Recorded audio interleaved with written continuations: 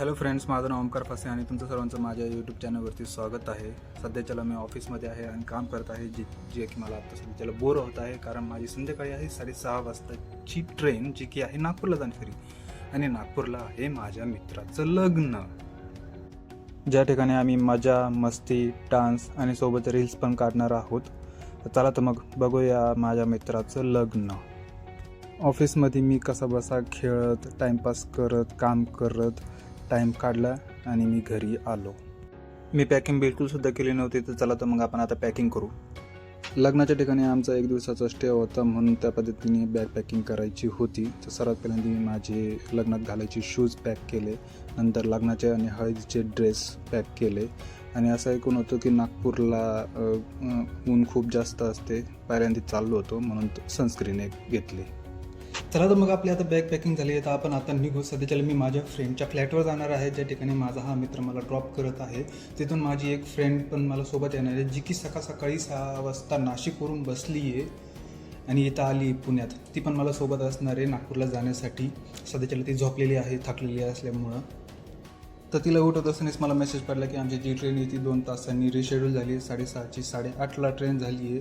तर मी त्याच ठिकाणी बाल्कनीमध्ये बसून 1 तासाची झोप काढली. त्यानंतर आम्ही मग उठलो, आवरलो आणि निघलो मेट्रो स्टेशनला जायला. आमचा जो फ्रेंड आहे हा अक्षय, जो आम्हाला ड्रॉप करत आहे मेट्रो स्टेशनला. संत तुकाराम नगर या मेट्रो स्टेशनवरून आम्ही मेट्रो पकडणार होतो, जे की आम्हाला थोड्याच वेळात तिथं पोहोचल्यानंतर भेटलीसुद्धा. मग मेट्रोमध्ये आम्ही बसलेलो असताना तिथं गप्पा मारायला लागलो की लग्नामध्ये काय गंमत जमत करायची. तर गप्पा मारत आम्ही पुणे स्टेशनला पण पोहोचून गेलो. आणि पुणे स्टेशनला पोहोचलं की सर्वात पहिल्यांदा मला भेळ दिसली, जी की माझं प्रेम आहे म्हणून मी भेळ पटकीने घेतली आणि खाल्ली. आणि तसंच ह्या अदितीला पण खाऊ घातली. आणि त्यानंतर आमची जी ट्रेन आहे ती 15 ते 20 मिनिटांमध्ये प्लॅटफॉर्मवर आली.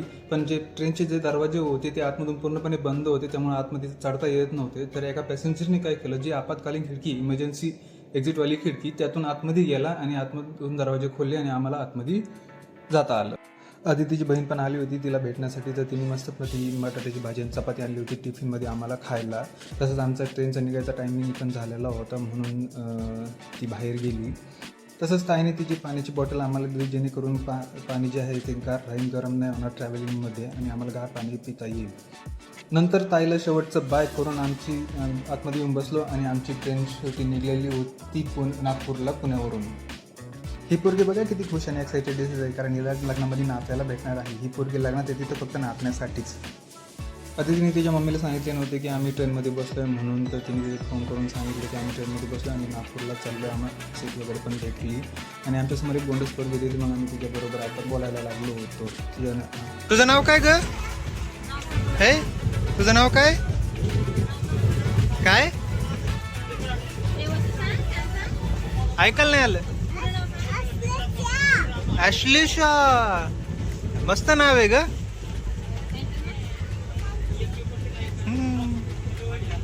बघ किती मस्त नाव आहे. आणि तुझं काय? अदिती.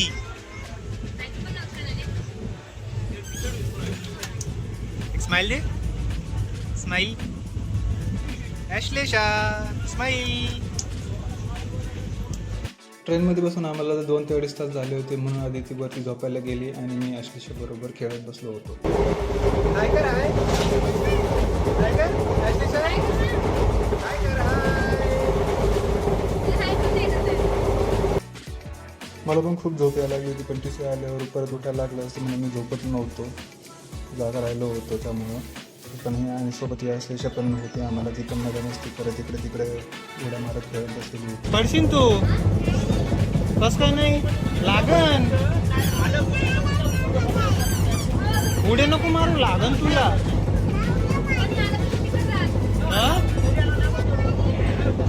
नको, पायाला लागन. आधी तिला वरती झोपायला जाऊन खूप वेळ झाला होता, तर म्हटलं बघू पोरगी झोपली का नाही. तर बघतो तर काही पोरगी अजून जागीच आहे. तर त्यानंतर मला पण खूप झोप यायला लागली होती, म्हणून मी पण झोपायला घेतलं. म्हटलं टी सी आलं परत बघू. पण जसे मला चांगली झोप लागली होती की लगेच टी सी आला आणि उठवलं. मग या टी सीला तिकीट वगैरे दाखवलं आणि परत झोपून घेतलं. हा TCच्या पॅसेंजरबरोबर बोलत आहे ना, त्यांचा एक किस्सा सांगतो. ॲक्च्युली अदितीच्या ताईंनी सिल्क घेतल्या होत्या 40-50 रुपयाच्या, 3 ते 4 अदितीला देण्यासाठी. पण खिडकीमधून देत असताना त्यांची पोरगी जी आहे ना, त्यांनी ती हिसकावून घेतला. ठीक आहे, आम्ही सगळ्यांनी ते असंच घेतलं. पण नंतर त्यांच्या आईबापाने ते आम्हाला रिटर्न दिल्या पण नाही आणि आमच्या समोरच ते 4च्या 4 आई बाप मुलगा मुलगी खाऊ राहिले. तर मुलगा मुलगीने खाल्लं त्याचं काही वाटलं नाही आम्हाला, पण हे आईबाप किती निर्लज्ज आहेत आणि त्यांनी त्याचा राग आम्हाला आला. नागपूरला पोहोचायला 2 तास राहिलेले असताना मी उठलो आणि बाहेरच्या नजारे बघत बसलो होतो. तेवढ्यात कळाले की अदिती पण उठली आहे. तर अदिती वरतीच बसून राहिली. मग नंतर मी आपले कानात हेडफोन घातले, गाणे लावले मस्तमध्ये, बाहेरचे नजारे गाणे ऐकत बसलेलो होतो. ज्यावेळेस 20 मिनटं कमी राहिले नागपूरला पोहोचण्यासाठी, त्यावेळेस आम्ही फ्रेश झालो आणि मी शर्ट चेंज केला आणि अदितीने पूर्णपणे स्वतःला पॅक करून टाकलं होतं उन्हापासून वाचण्यासाठी. मग आम्ही नागपूरला ज्यावेळेस तसं पोहोचलो, आम्हाला खूप गरम झाले होते तर आम्ही थंड घेतला पिण्यासाठी गारगार. आणि अदितीने स्टॉलवाल्याशी एन्क्वायरी केली की तुम्ही बस स्टॉपला कसं जायचं, आणि कारण आम्हाला अजून 70 किलोमीटर जायचे होते लगनस्थळी पोहोचण्यासाठी आणि आमच्याकडे कॅश तर बिलकुल नव्हती. तर आम्ही स्टेशनवरच्या ATM मधूनच कॅश काढली आणि आम्ही ऑटो केली. ऑटोमध्ये असताना बाहेर पाहिजे तर ऊन होतं आणि उन्हाच्या झाड्या पण लागत होतं. तर माझ्याकडे कॅप होती, ती मी कॅप घातली आणि सोबत त्याचप्रमाणे गॉगल पण घातला. 15 मिनिटात आम्ही बस स्टॉपला पण पोहोचलो आणि बस स्टॉपला गेल्यावर असं कळलं की आम्हाला ज्या ठिकाणी जायचं पवनीला, त्या ठिकाणी जाण्यासाठी ज्या ST बसेस आहेत त्याच्यापेक्षा ज्या प्रायव्हेट बसेस आहेत त्या जास्त आहेत आणि त्या लवकर पोहोचवत येतं. तर ज्या की ST स्टँडच्या बाहेरच लागतात. तर आम्ही त्या ठिकाणी गेलो आणि बस पण आमची लगेच लागलेलीच होती. तर आम्ही त्यात लगेच बसलो, आम्हाला सीट पण भेटली आणि थोड्याच वेळात आमची बससुद्धा निघली. बसमध्ये चढण्याआधी आम्ही समोसे घेतले होते खाण्यासाठी. ते मग आम्ही खात बसलो आणि खाऊन झाल्यानंतर आम्ही गप्पा गोष्टी करत बसलो. आणि ज्यावेळेस डेस्टिनेशनला पोहोचायला आम्हाला थोडा वेळ बाकी होता, त्यावेळेस आम्ही कॉल वगैरे करून लोकेशन घेतली त्यांची कुठं उतरायचे. आणि ज्यावेळेस ते उतरायचा स्पॉट आला त्यावेळेस मी पुढे जाऊन बसलो. त्यावेळेस अशी गरमी लागत होती ना, तर काय सांगू तुम्हाला. त्यानंतर आम्ही बसमधून उतरलो आणि बस निघून गेली आणि आजूबाजूस बघायला लागलो. तर आजूबाजूस जास्त काही दिसत नव्हते आणि मनात विचार केला, भाई हे नेमके कुठे आलो आहे आपण, काय आणि अशा कोणत्या ठिकाणी. त्यानंतर आम्ही आमच्या मित्र संदेशला कॉल केला, जो की वराडासोबत नवरदेवासोबत त्यांच्या बसमध्ये आला होता. मग तो आम्हाला घ्यायला रस्त्यावरती आला, पण तो पण लय ना आला की बघा तुम्ही पुढं तो कसा ना आला की. चल धर धर ये धर, आम्ही एवढं हे करत आलेलो आहे. चल धर ये जर गप जुबे, एक तर एवढं आरामात येऊन बसलेला आहे.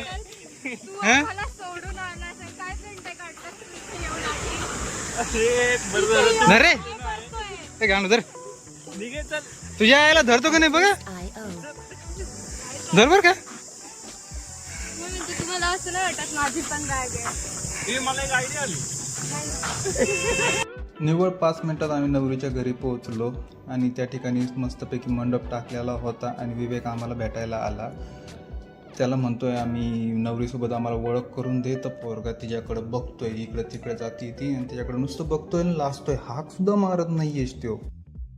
त्याच्यानंतर आम्ही त्याच्याबरोबर बोलून मुलांकडच्यासाठी ज्या ठिकाणी व्यवस्था केली होती त्या ठिकाणी गेलो आणि आंघोळ वगैरे केली, फ्रेश वगैरे झालो. तेवढ्यात विवेक पण त्या ठिकाणी वापस आला होता. मग नवरदेव नवरदेव बोला, काय म्हणता? काय चाललंय, झाली का आंघोळ वगैरे? आराम चालू. मग आता पेटपूजेचं बघा, चहाचं बघा, काही चहा वगैरे भेटला नाही आलापासून. मी स्वतःच पाहून नाही इथं. मग जरा सांगावं अजून नाही. हा काय असं असतं का भाई, चहा बिलकुल नाही भेटला अजून.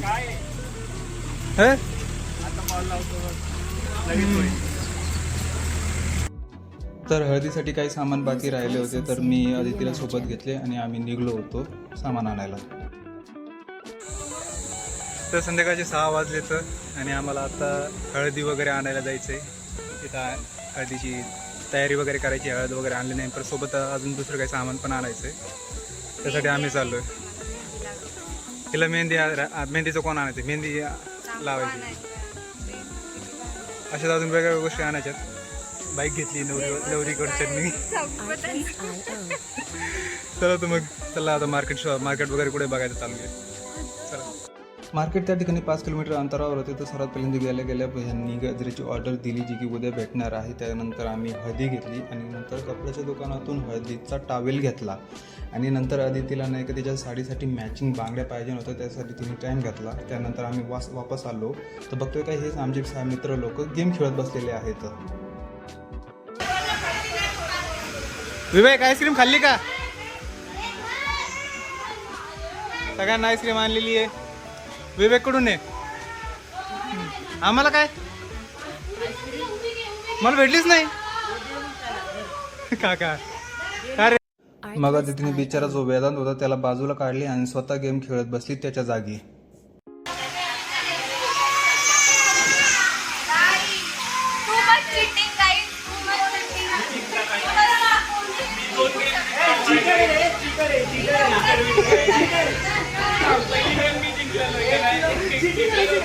यानंतर हळदीचा टाइम होत आला होता तर आम्ही हळदीच्या कपड्यांमध्ये चेंज केले आणि जोपर्यंत नवरदेव आणि त्याचे घरचे चेंज करत आहेत तर आम्ही थोड्या सेल्फी काढल्या आणि रॅन्डम क्लिक्स पण काढण्याचा प्रयत्न केला, पण तुम्ही बघू शकता इतके खास नाही आलेले आहेत.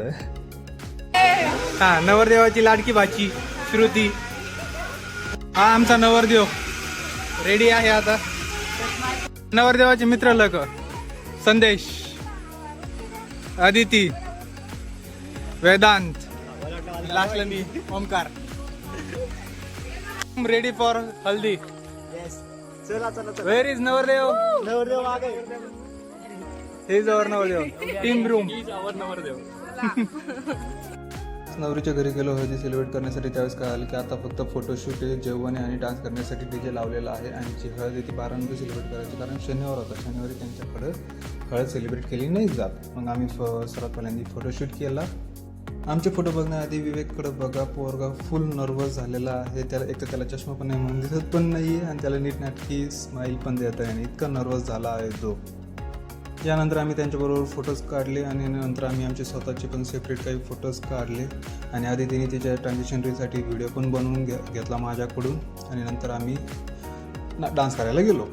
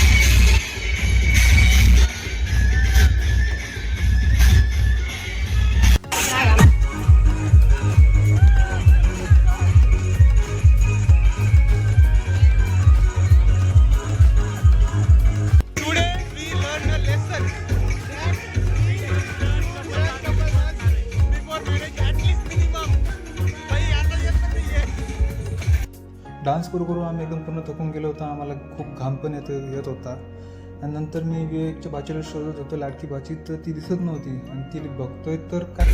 श्रुती गद्दार बे, आम्हाला सोडून जेवायला लागली, मामाला सोडून जेवायला लागली. आम्हाला सोडून सगळे जेवायला लागले घरचे. आम्ही आता त्याच्याबरोबर जेवतो. ही मामाची भाची आहे ना, लाडकी भाची आहे ना ही. अशा कशी गद्दारी केली ना हिने? नाही गद्दारी तू केलं केलंय. यानंतर आम्हाला सुद्धा भूक लागली होती आणि मी त्यावेळेस अदितीला शोधत होतो तर बघितले अदिती गद्दारी हमको छोड़ के ऐसे कैसे कर बे. हा असं कसं काय आम्हाला सोडून कसं काय जेवण केलं? वांग भरून टाका दिलं वांग. काय बोलायचंय का नाही? गद्दारी आम्हाला सोडून जेवायला लागली आहे. हे काय मग काय घेऊ राहिली? आमच्यासाठी कुठे घेतलंय? जेवण झाल्यानंतर आम्ही गंमत करायचं ठरवलं, पण ते गंमत काय आहे ती बघा पुढं आणि काय परिणाम झाला ते पण. ते झटक ना ग, मीठ टाकलेली जिलेबी. मोठा मोठा सगळेच रे. असं कसं जाऊ पप्पा विवेकलाच नाही. हां हो रे.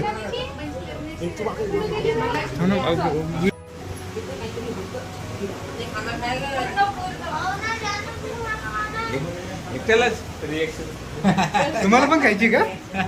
तुम्हाला पण? दोघं लोक बसले आता मागच्या वेळेस कशाला दोघांना नाही द्या ना.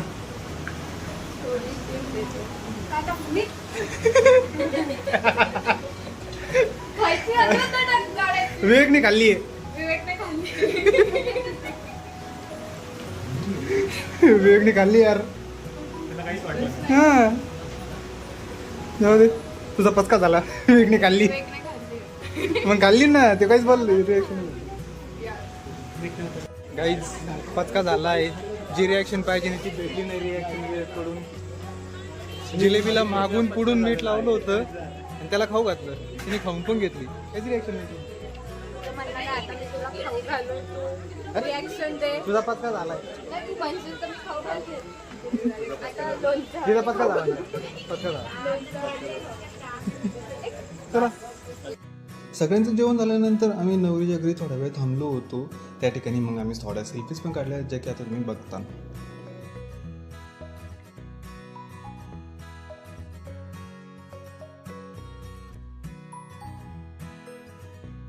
अशा प्रकारे आमचा टाइमपास चालू होता. तर आम्हाला कळालं आमची जी झोपायची व्यवस्था ती लग्नाच्या हॉलच्या ठिकाणी आहे. तर आम्ही सगळे टेम्पोत बसलो आणि त्या ठिकाणी गेलो लग्नाच्या हॉलच्या ठिकाणी. आम्ही सगळेजण नाचून खूप थकलो होतो आणि जेवण पण पोटभर केले होते. जेवण चांगले होते आणि असं झालं की जसं आम्ही हॉलवर गेलो की सगळेजण ढाराडूर झाले आणि हळदीचा कार्यक्रम करायचा होता. तर मग विवेकची जी बहीण होती त्यांनी जी हळद आहे ती मिक्स करायला सुरुवात केली आणि तसंच विवेकची जी मावशी होती आणि अदिती होती त्यांनी ज्या फुलाच्या पाकळ्या आहेत त्या काढायला सुरुवात केल्या सजवण्यासाठी.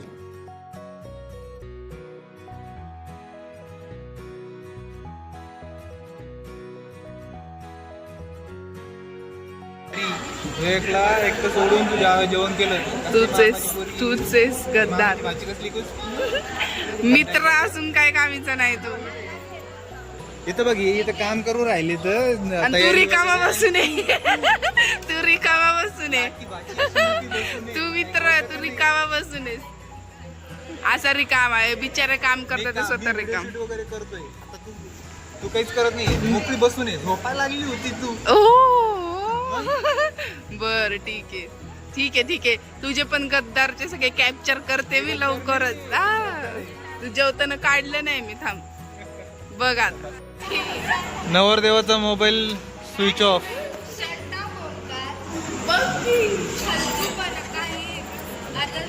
तर सगळं रेडी झाल्यानंतर आम्ही फायनली स्टेजवरती सेट करायला लागलो. आहे ना व्हिडिओ मध्ये तू बघ आता किती सबस्क्रायबर येतात.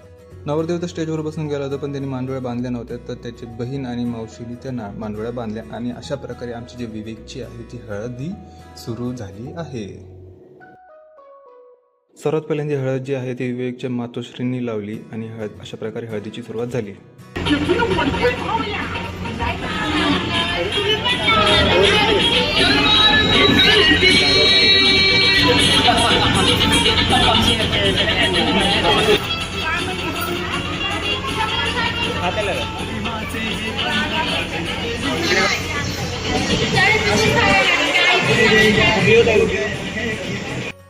बाळ सांभाळायला लागली आतापासूनच.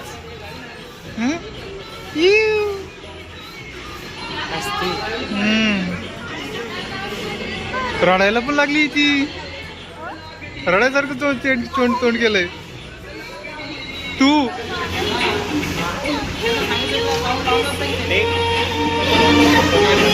विवेकची भाची जी आहे तिचं काय फोटोशूट संपत नव्हतं. वेगवेगळे पोज देऊन वेगवेगळ्या ठिकाणी उभं राहून ती फोटो काढत होती. शेवटी लाडकी भाची आहे, मामाच्या लग्नात नाही करणार तर कुठं करणार.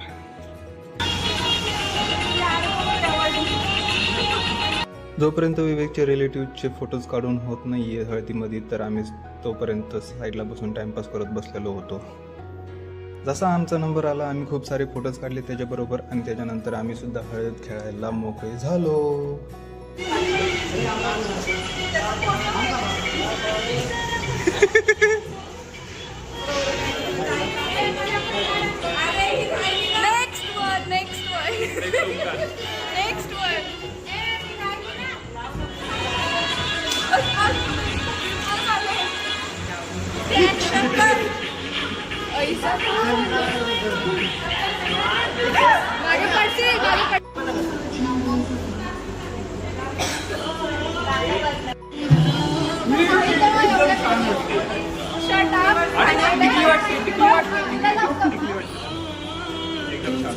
अदिती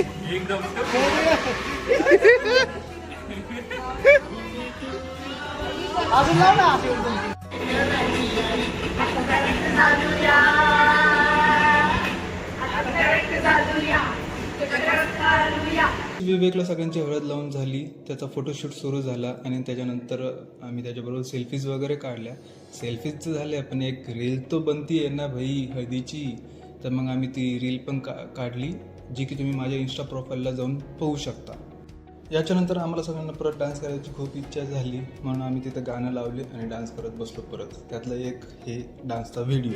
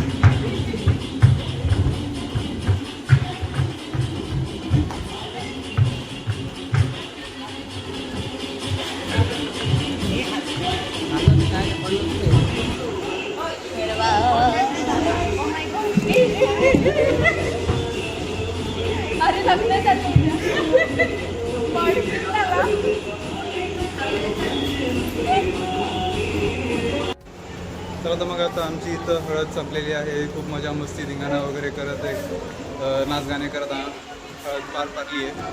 मस्त गेलं. आता पुढच्या आहे उद्या लग्न सकाळी लवकर उठायला लागणार आहे. आम्ही मंडपातच आहे इथं म्हणून सकाळी लवकर उठून आंघोळ वगैरे करायला लागणार आणि तयार व्हायला लागणार लग्नासाठी. चला तर मग भेटू उद्या. बाय. सकाळी उठून सर्वात पहिल्यांदा मी आंघोळ वगैरे केली आणि गजरे आणायला गेलो, जी काल ऑर्डर दिली होती आम्ही. आणि वापस आलो तर बघतोय तर काय हे सगळेजण बसलेले होते आरामशीर. तर म्हटलं चला आता विवेकची थोडी मजा घ्या. ऑलरेडी काय झालेलं आहे आता बोल. अरे उपवास ठेवायला पाहिजे माहिती का तू? हा ना, उपास ठेवत नाही काय नाही. जोपर्यंत एकमेकांकडून पहिला घास भरत नाही तोपर्यंत उपास तोडत नसतो. हा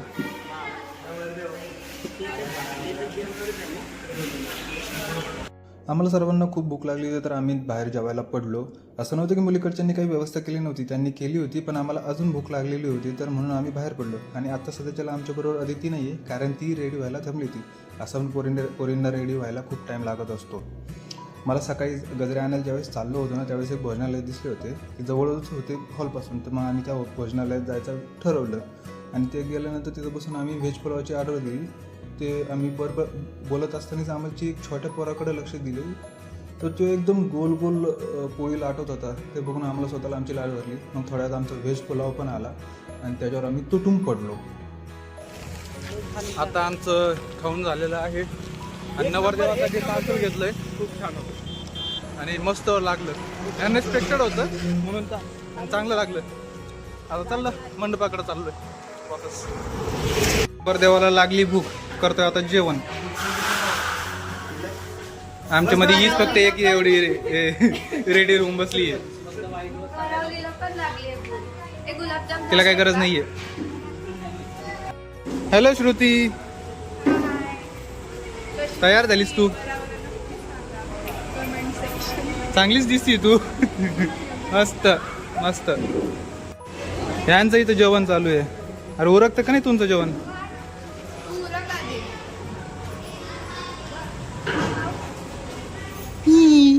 नुसते पीस सिंग. तर नवरदेवाला रेडी करण्यासाठी अदिती आणि त्याची मावशी त्याला हेल्प करत होत्या आणि सोबतच त्याचे रिलेटिव्स पण त्या ठिकाणी रेडी होत होते. तर आम्ही सुद्धा आता रेडी झालेलो आहे. नवरदेवाचे मित्र, नवरदेवाची अजून तयारी व्हायची चालू आहे. फोटोवाला त्याला बोलवते, अजून ते आहे नाही. तयारीच होती अजून. चला, लय गरम ते सगळं घातलंय. असं वाटतंय की नको नको नकोच झालं. आणि येणे तो कुर्ता घातलाय. येणी आणि येणी कुर्ता घातलाय डायरेक्ट. गरम होणार नाही का बाई?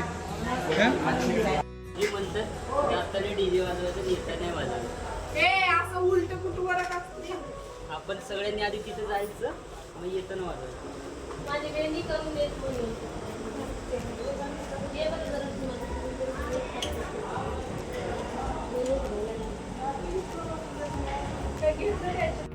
तर आम्ही सर्वजण आणि नवरदेव सुद्धा रेडी झालेला होता आणि आता आम्ही सगळेजण वाट बघत होतो तर मिरवणूक कधी निघणार आहे. सी हर गजरा गजरा. कोणतर माझे फोटो घे.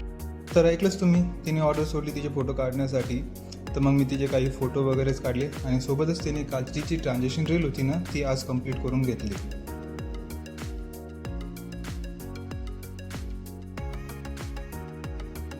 लग्नाचा हॉल जो आहे तो सेट झालेला होता, पण वराड काय अजून निघलेलं नव्हतं. तर आम्ही वापस आमचे फोटो काढायला लागलो.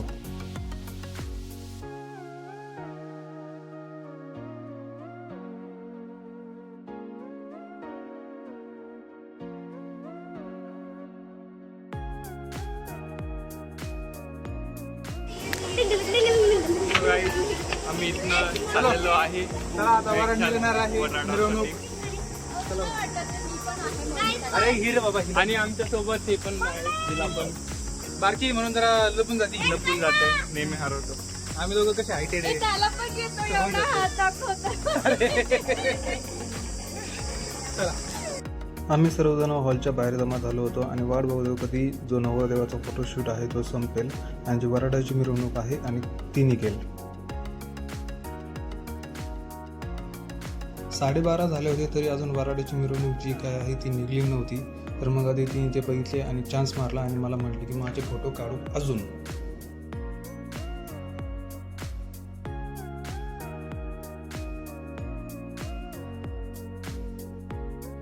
नवरदेवाचा फोटोशूट पण झाला होता आणि आता आम्ही सगळेजण वाट बघत होतो. जे रिलेटिव्ह आहेत ते सगळे एका ठिकाणी जमा व्हायचे कारण आम्हाला इथून बुद्ध विहारला जायचं होतं. अरे पाय पडतोय संदेश. अरे त्याच्या नावाखाली पाय पडणं पडत असतात काय?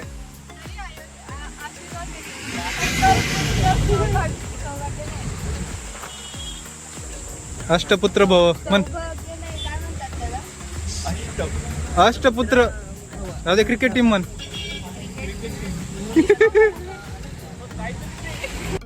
तरी अजून पण सर्वजण जमा झाले नव्हते आणि टाइम जात चालला होता. तर म्हटलं चला बघू विवेक आणि त्याची भाची काय करत आहे. तर डायरेक्ट जागा धरून ठेवली. मग आम्ही नवरदेवाच्या कलवरी आम्ही धरणार. आम्ही मित्र आहेत, इतके लांबून आलोय त्याच्यासाठी. आम्हाला स्पेशल ट्रीटमेंट पाहिजे नाही. काम केले पाहिजेत. आम्ही कामच केले.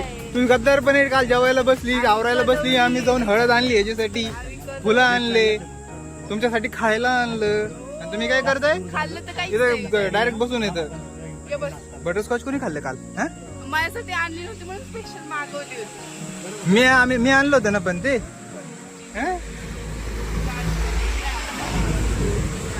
अरे भाई निघताय का नाही? इथे खावा. ते तुझा घेते मी. मला पण सांगा माहिती guys, असं कसा दिसतोय कोणत्या वेळी नाही दिसलं ना त्याच्या मित्राच्या लग्नात आणि त्याचा दुसरा मित्र संदेश जो बिलकुल खुश नाही वाटत फेक स्माइल देतोय. तो कंटाळलाय. डान्स करायचं आपल्याला. डान्स करायचं. चला चला गाडी टेन्शन आलंय. कसा दिसते ओमकार कमेंट मध्ये सांगा. एकदम भारी छान. तुला काय बोलायचंय 2 शब्द? नाही काय नाही. बोल मित्राच्या लग्नाबद्दल. खूप टाईम झाला होता तरी अजून सर्व रिलेटिव्ह जमा नव्हते झाले आणि आम्हाला खूप कंटाळा पण आला होता, जे की तुम्ही आता बघू शकता आमच्या तोंडावरती कंटाळा आलेला. तर मग फायनली शेवटी सगळेजण आलेत आणि आपापल्या सीटवर बसलेले आहेत आणि आता आमची गाडी जे टेम्पो आहे ती थोड्याच वेळात बुद्धविहारच्या दिशेने निघला आहे. निघून आम्ही 10 मिनिटात त्या बुद्धविहारला पोहोचलो, पण बुद्धविहार जे आहे ते बंद असल्यामुळे बाहेरूनच दर्शन घेतले आणि मग आम्ही डीजेची वाट बघत बसलो. डीजे पण थोड्याच वेळात आला आणि आता आमची जी वराडाची मिरवणूक आहे ती सुरू होणार आहे. आता चला डान्स करूया.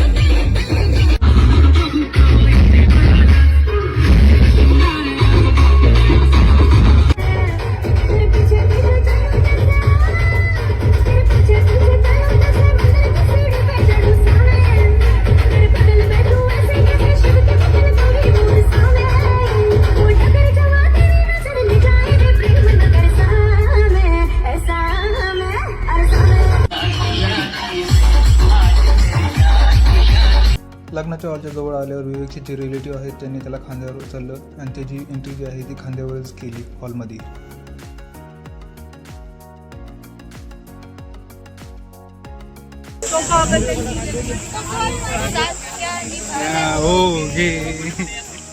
हॉलच्या एंट्रीची इतर नवरीकडची उभाच होती विवेकचं स्वागत करण्यासाठी.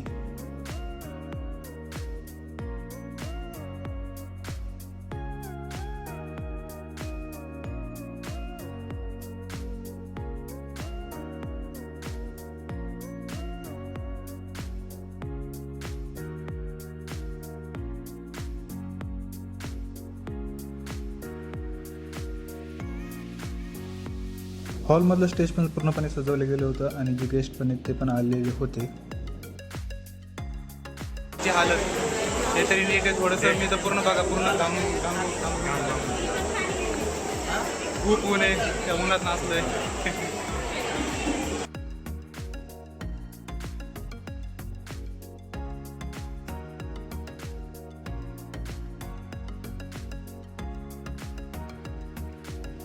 हे तर लोक सर्वात पहिल्यांदा पंख्याखाली बसले आणि जागा पकडली गरमीपासून वाचण्यासाठी.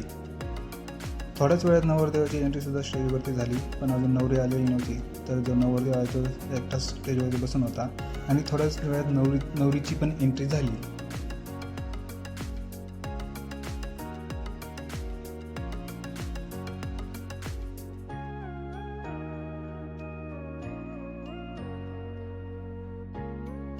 हा आजचा जो दिवस आहे ना तो विवेकसाठी खूप मोठा आहे, कारण ती एक नवीन व्यक्ती त्याच्या आयुष्यात आयुष्यभरासाठी येणार आहे. दोघांची जोडी सुंदर आहे आणि दोघं एकमेकांसाठी शोभतात सुद्धा.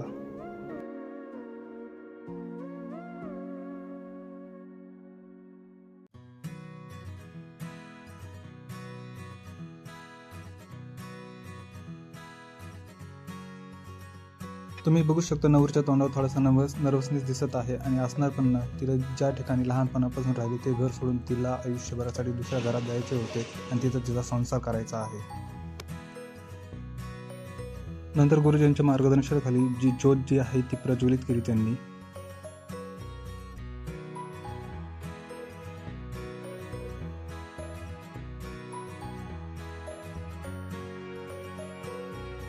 आणि गुरुजींच्या मार्गदर्शनासोबतच वंदना किंवा विधी जी आहे ती सुरुवात झाली.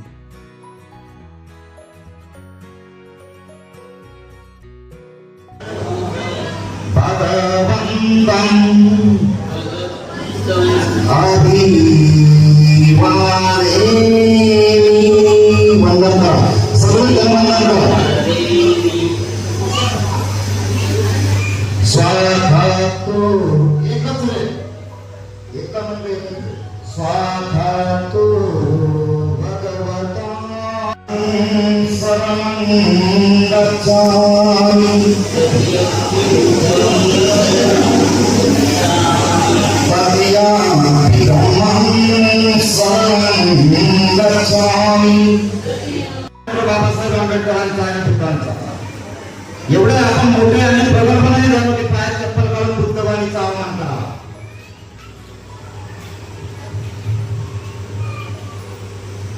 सर्वांनी हात जोडायचे, ज्याला म्हणता आले असेल त्याने सोबत म्हणायचं. गुरुजी जे आहेत ते एकदम स्ट्रिक्ट आहेत. त्यांनी जेवढे बी उभा होते त्यांना सगळ्यांना बुटं चपला काढून खाली बसायला लावले आणि परत वंदनेस सुरुवात केली, जे की तुम्ही ते बघितलंच आहे. आणि सोबतच माझं टेन्शन पण वाढत गेलं होतं, कारण माझा 2 वाजता निघायचा प्लॅन होता आणि 2 वाजून गेले होते आणि आताशी फक्त वंदनाच चालू होती. नंतर गुरुजींच्या मार्गदर्शनाखाली सगळ्यांसमोर त्यांनी एकमेकांच्या गळ्यात वरमाळा टाकल्या आणि शेवटी विवेकचं लग्न पार पडलं. विवेक हा आमचा इंजिनिअरिंगपासूनचा दोस्त होता. आम्ही 2016 सोबत होतो आणि माझा जो फर्स्ट ब्लॉग होता त्याच्यामध्ये पण त्याला घेतलं होतं आणि आता त्याचं लग्न झालं आहे. Many congratulation to Vivek and Pragya. तुमचा संसाराचा गाडा सुखरूपपणे पुढं जावं हीच अपेक्षा. यानंतर सर्वजण जेवायला जात होते. आम्ही पण पटापट जेवण करून आलो आणि त्याच्यासोबत फोटो काढले. हा एक आमचा रीलचा शॉट आहे जे तुम्ही इंस्टावर पाहू शकता. अगेन परत विवेकने चेंज केले, फोटो काढण्यासाठी वेगळा ड्रेस घातला आणि आधी तिने त्याची मेकअपमध्ये हेल्प केली.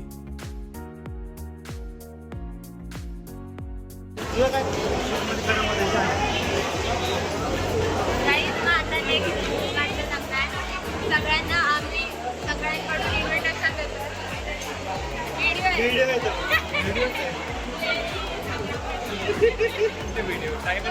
तुम्हाला इन्व्हाइट करतो आम्ही ओंकारच्या लग्नासाठी. प्लीज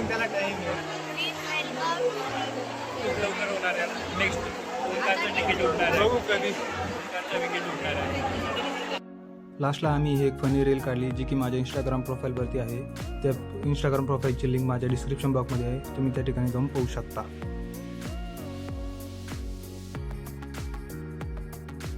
आम्हाला आधीच लेट झाले होते, पण एक लास्ट फोटो आम्हाला त्यांच्याबरोबर काढायचा होता म्हणून आम्ही थांबलो होतो, जो की आम्ही काढला. आणि आता once again congratulation Vivek and Pragya. आता हा ब्लॉग इथंच एंड करू.